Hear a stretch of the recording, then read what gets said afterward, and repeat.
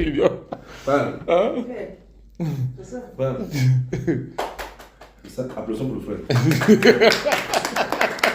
Dis-moi. En fait, j'ai eu un songe une fois et j'étais en train de réprimander ma femme parce qu'elle avait commis un péché, entre parenthèses. Et comme on allait prier dans une assemblée, oui, c'était un frère et sœur, et je lui ai dit, je n'irai plus avec toi. Et elle a eu honte, elle est entrée dans la garde-robe, elle s'est enfermée. Reste dans le songe. Dans le songe.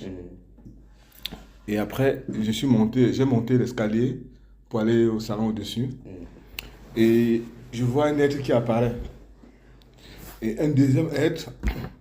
Et le premier être me dit, tu connais qui c'est? Ça, c'est le Seigneur Jésus-Christ. Et j'ai regardé et j'ai commencé à courir. Seigneur, Seigneur, tu viens prendre ton église quand? Il m'a regardé comme ça, il n'a pas bougé. Et quand j'ai vu son regard, j'ai senti que moi, je n'étais pas prêt. Je me suis arrêté net devant lui. Et il a tendu la main sur moi. Il tend la main sur moi et me dit, est-ce que tu connais le jour que je t'avais vêtu d'une robe blanche? Et j'ai dit non, non. Quand j'ai dit non, je vois les écrans qui apparaissent devant moi, toutes parts. Et je voyais réellement, il m'avait vêtu d'une robe blanche. Il me dit, est-ce que tu sais pourquoi l'église ne te suivait pas? Je dis non. Il dit, parce que tu ne dégages pas le parfum de bonne odeur que j'aime. Ce parfum de bonne odeur que j'aime.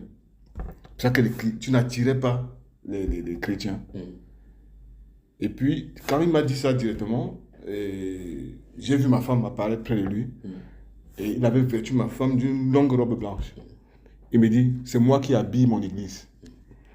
Arrêtez de juger mon peuple. Arrêtez de juger mon peuple. Faites votre travail. C'est-à-dire, vous voulez me dire, même si elle a commis un péché grave, amène-la à la prière, prie pour elle, continue à aller prier avec elle, jusqu'à ce que moi-même je la façonne. À un moment venu. Et quand tu es sorti de là, il a dit, c'est moi qui justifie mon peuple. Et quand je suis sorti de là, j'ai changé. En fait, c'est pour montrer mon état, en fait, aussi. Pour dire, même si tu as un frère qui a commis un péché, prie pour lui. S'il faut l'amener à la prière, continue à l'amener. Ne baisse pas les bras. Persévère. Encourage-le jusqu'à ce que le Seigneur le façonne, jusqu'à ce que le Seigneur le transforme. Même si ça va prendre des années, il faut être patient. La patience. Amen. Amen. Le parfum. Quand le Seigneur dit que tu ne dégages pas le parfum de bonne odeur, c'est le parfum qu'il est agréable, qu'il aime. Tu pensais, il parlait de quoi? Quand tu es sorti de là, tu as compris ce qu'il disait? Quand je suis sorti de là, ce que tu as compris, c'est que de toute façon, si le Seigneur te parle, il parle au langage que tu puisses comprendre. C'est-à-dire dans ton esprit, tu dois comprendre. Est-ce que tu as compris ce qu'il parle à l'appeler par tu ne dégages pas ce parfum que j'aime? Une vie de sainteté. Une vie de sainteté, ça englobe plusieurs paramètres. En fait. Okay. Donc, c'est l'obéissance, le fait de ne pas critiquer les autres, tout ça. Et le fait d'avoir l'amour pour les autres, même s'ils font n'importe quoi, pardonner, le pardon, tout ça. Ça englobe toutes ces choses-là. En fait. Amen.